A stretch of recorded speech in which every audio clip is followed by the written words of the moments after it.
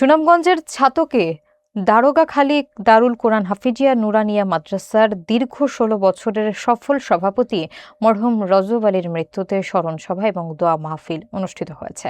বুধবার বিকেলে মাদ্রাসা প্রাঙ্গণে আয়োজিত এই অনুষ্ঠানে মরহুমের কর্মময় জীবন ও সামাজিক অবদানের কথা গভীর শ্রদ্ধার সাথে স্মরণ করেন উপস্থিত ওলামায়ে কেরাম এবং স্থানীয় গণ্যমান্য ব্যক্তিবর্গ। আবু বক্করের প্রতিবেদনে থাকছে বিস্তারিত।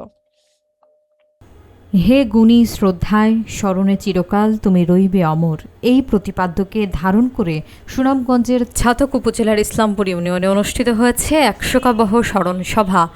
দারোগাখালী দারুল কোরআন হাফিজিয়া নুরানিয়া মাদ্রাসার প্রতিষ্ঠা লগ্ন থেকে সুদীর্ঘ ১৬ বছর সভাপতির দায়িত্ব পালন করা মোহাম্মদ রজব আলী মেম্বারের মৃত্যুতে সভার আয়োজন করা হয়। মাদ্রাসার প্রধান পরিচালক হাফিজ মোস্তফা কামালের প্রাণবন্ত সঞ্চালনায় অনুষ্ঠানে সভাপতিত্ব করেন মরহুমের ছোট ভাই আলহাজ মোহাম্মদ আমির আলী।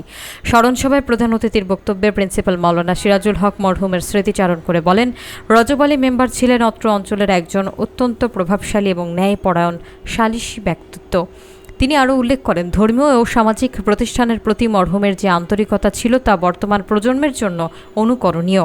তার মৃত্যুতে পুরো এলাকায় যে শোকের ছায়া নেমে এসেছে তা বক্তাদের কথায় বারবার উঠে আসে।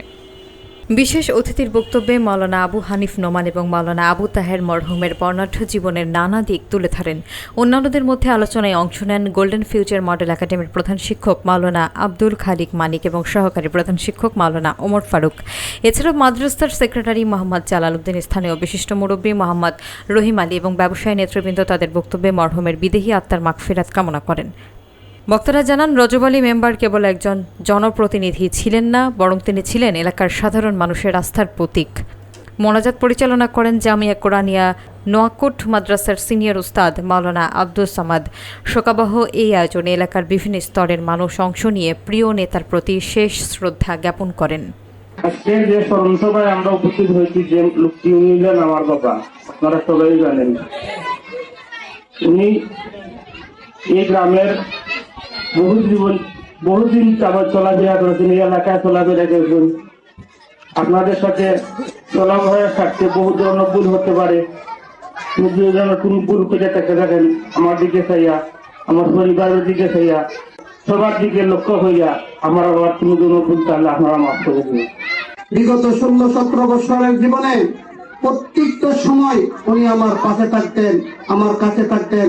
মাদ্রাসার কোনো ছাত্রর কোনো অসুবিধা, অসুখ, এরকম কোন ধরনের সমস্যা পড়লে উনি সাথে সাথে উনি উপস্থিত, উনি পুরোজোর ভাবে তার ব্যবস্থাপনা নিতেন। এমনকি মাদ্রাসার ছাত্রকে কেউ যদি কোনো কটু কথা বলতো, তৎক্ষণিক সময়ে তার সম্মুখীনে উপস্থিত হয়ে সাথে সাথে তাৎক্ষণিক জবাব দিতেন। ওনার আপন স্বাস্থ্য ভাই আমাদের মাদ্রাসার ছাত্রকে কটু খাওয়ার কারণে ওনাকে ছেড় দিয়ে বাড়িতে মাথার মধ্যে সিঁড়ির গাম লাগে, সিঁড়ি লাগছে, এরকম অবস্থা করছে। তো ভাই, এরকম ভাবে মাদ্রাসার প্রতি, ছাত্রদের প্রতি, উস্তাদদের প্রতি ওনার এরকম সহায় ছিল। এই যে আমার আল্লাহর এই বান্দা বলতে, হুজুর আপনি কোনো টেনশন করবেন না, আমি আছি, আমি পরিষ্কার করব। ওই বাথরুমে সম্পূর্ণ ময়ল ছাত্রদের নিয়ে উনি পরিষ্কার করছে। এমনকি যখন বালতিটা তোলা যাইতেছে না, ও আমি না, আমি ভিতরে।